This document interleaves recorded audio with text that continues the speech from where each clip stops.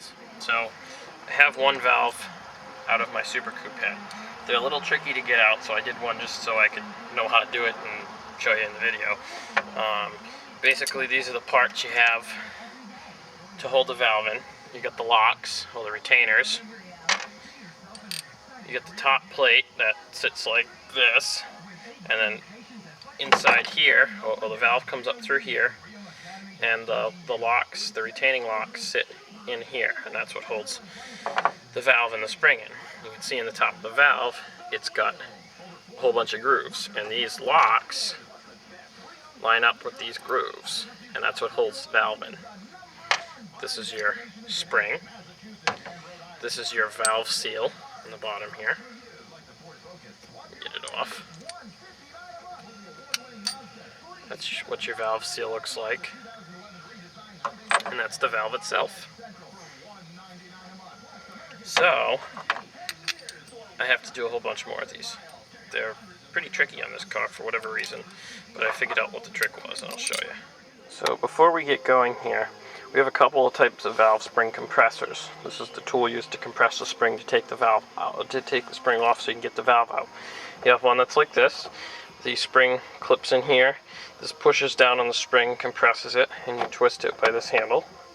Or you have this C-clamp one, and what this does is this goes on the bottom of the valve, so the part of the valve that's in the cylinder. This sits right in the center of that. This goes on the top of the spring, and you can adjust it to, whatever size the spring is, and then you can press this handle down, and it's supposed to compress the spring. I hate this type. This is the type I used on the truck. It was a $20 Craftsman one, and it's easily broken because it's just very cheap. This is the better type of one to get.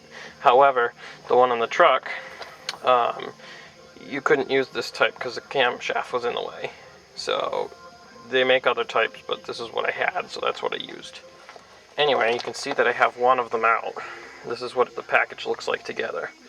See how these are the locks, and then you can see the spring, and you can see how it's all together and how it's very tight in there. It holds the valve against, holds the valve up against the top of the head. Now these heads are very dirty, they've got to get cleaned, but you can tell these are Super Coupe heads because SC is imprinted into them. And then for the Essex 3.8, that's the part number. So you take your spring compressor, and you push it over the spring like this, so it's latched on. Make sure it's in all the way. It's a little tricky. So now I have it on. It's nice and snug. You're going to need two hands for this. Alright, so I've got one of the retaining clips out here. You can see in there. Now the trick is, because this motor had almost 200,000 miles on it when I took it apart, or the car I took it out of, they're kind of stuck together. It hasn't run in a while, so I had to actually tip the head, tap the valve, and break them loose a little bit because they were kind of not rusted together, but they were just stuck together after being that tight in there for so long. So the next part is to get the other side out, and then it'll come apart just like the one I showed you. Actually, I stumbled across some pictures of this motor when I took it apart and when I brought it home, etc. So I will try and post those either on my website or throw a slideshow in. I do have a website, but it's not up, so I'll try and get that up maybe this week sometime, hopefully. I don't know, we'll see. Otherwise, I'll just throw them in a slideshow and put them on YouTube, but there's quite a bit of them to put into a slideshow, so we'll see. Alright, so let me show you, now that I have one of the springs compressed, what to do to get the locking or the retainer clips out. So I'm compressing the spring until there's enough play in the valve so you can move it back and forth. Almost there. A few more turns. So now there's plenty of play in there. Now, I'm going to tip the head. You can see this valve has play in it, so I'm going to push down, put my hand down on the top of the spring compressor. I'm going to take my light duty hammer and just gently tap it until it pops back into place. I'm going to flip the head back over. And now I can push down on it, and if I can get sometimes it's a little tricky, really kind of needs like a second person here, or something to put under the valve, which in my case the hammer will work. And then you knock out the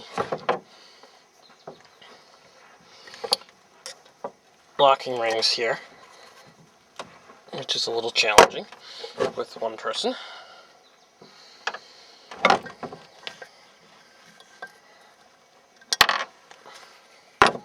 Do that. Pull the spring off. You can see that there. And then you slowly decompress it so that it doesn't fly off. Well, now you can see my head, one of my heads for my Super Coupe motor that's going to go into a Mustang, is completely apart. It's just got a few bolts in it. I got to look at pictures and remember what these are for. But you can see it's completely apart now, and it's ready to go.